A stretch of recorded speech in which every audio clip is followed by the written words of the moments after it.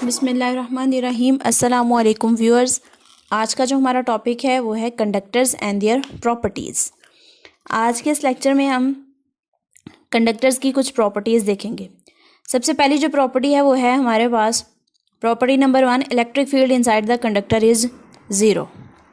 इस प्रॉपर्टी को देख लेते हैं। In electrostatic electric field inside a conductor is zero and this happens because any initial field would cause free charges to move and cancelling the field through the redistribution of charges. The cancellation process is nearly instantaneous and stabilizing the system.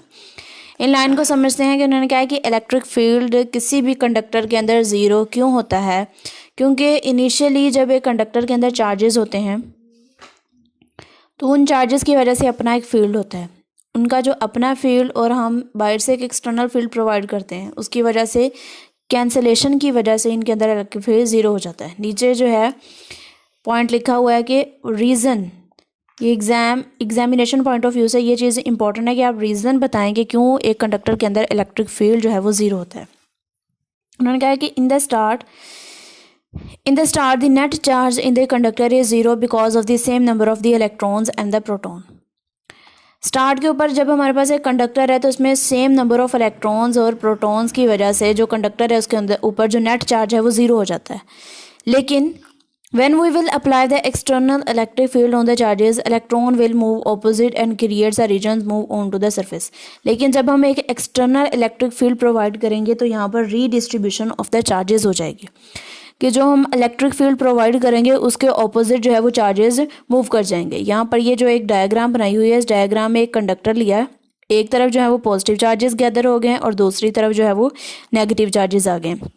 एक जो हमारे पास एक इसका internal electric field है और एक external electric field है। Internal electric field के ऑपोजिट जो है वो हमने एक्सटर्नल इलेक्ट्रिक फील्ड जब प्रोवाइड किया तो रीडिस्ट्रीब्यूशन ऑफ चार्जेस हो गई। ठीक हो गया। And these charges on the surface produce their own electric field whose direction is from positive to negative. In charges ने जब डिस्ट्रीब्यूट किया तो ये पॉजिटिव से नेगेटिव इनके इलेक्ट्रिक फील्ड की डायरेक्शन होगी, और जब हमने एक्सटर्नल फील्ड प्रोवाइड किया तो वो नेगेटिव से पॉजिटिव, ये एरो और ये एरो ये दोनों ऑपोजिट इलेक्ट्रिक फील्ड को शो कर रहे हैं। तो ऑपोजिट फील्ड की वजह से इनके दरमियान कैंसिलेशन हो जाएगी, जिसकी वजह से हमारा electric field inside the conductor zero हो जाएगा। तो ये हमने प्रॉपर्टी नंबर 1 पढ़ी कि क्यों एक कंडक्टर के अंदर इलेक्ट्रिक फील्ड जो है वो ज़ीरो होता है। नेक्स्ट हम बात करते हैं इसकी प्रॉपर्टी नंबर 2। प्रॉपर्टी नंबर 2 ये है, prove that the charge density inside a conductor is zero. इसमें हम ये बताएंगे कि एक कंडक्टर के अंदर जो चार्ज डेंसिटी है वो ज़ीरो कैसे होती है। हमें पता है ये जो हमारे पास इलेक्ट्रिक फील्ड उसका फार्मूला है, electric field E is equals to rho over epsilon naught. Hence, according to the first property, if the electric field inside the conductor is zero, then the charge density would also be zero. क्योंकि ये हमारे पास electric field zero है, क्योंकि पहली property पढ़ चुके हैं, zero is equals to rho over epsilon not.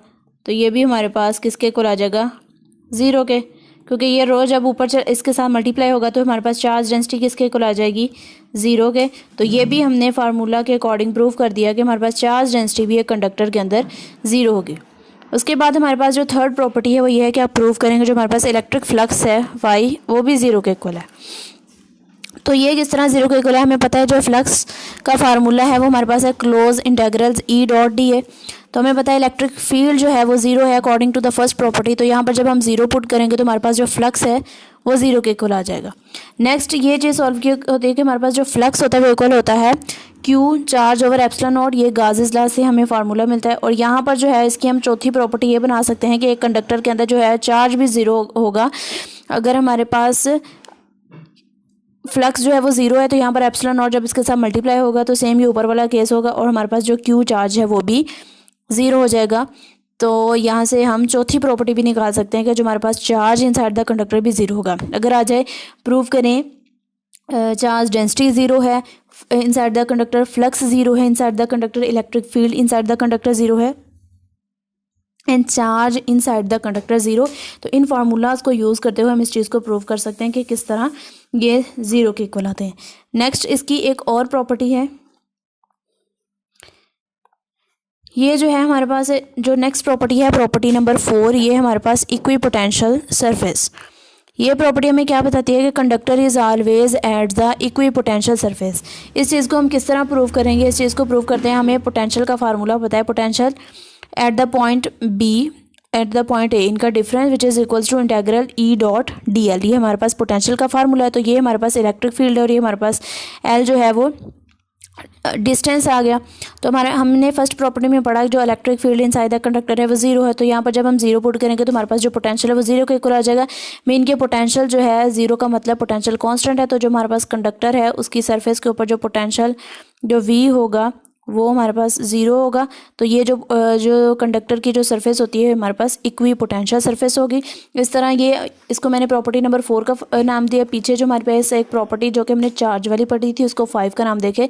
ये कंडक्टर की 5 properties as a long question भी पूछी जा सकती हैं और एज अ शॉर्ट क्वेश्चन किसी भी प्रॉपर्टी के बारे में पूछ सकते हैं कि प्रूव करेंगे किस तरह पोटेंशियल कंडक्टर के अंदर किस तरह जीरो है, इलेक्ट्रिक फील्ड किस तरह जीरो है, चार्ज डेंसिटी किस तरह जीरो होती है कंडक्टर के अंदर, उसके अलावा फ्लक्स कंडक्टर के अंदर किस तरह जीरो है। तो आपने सिर्फ फार्मूले को पुट करना है और अपनी जो है वो फर्स्ट प्रॉपर्टी हर प्रॉपर्टी के अंदर यूज़ हो रही है उसका हवाला देना है और नेक्स्ट आपने इस चीज़ को सॉल्व कर देना है। Thank you so much and अल्लाह हाफिज़।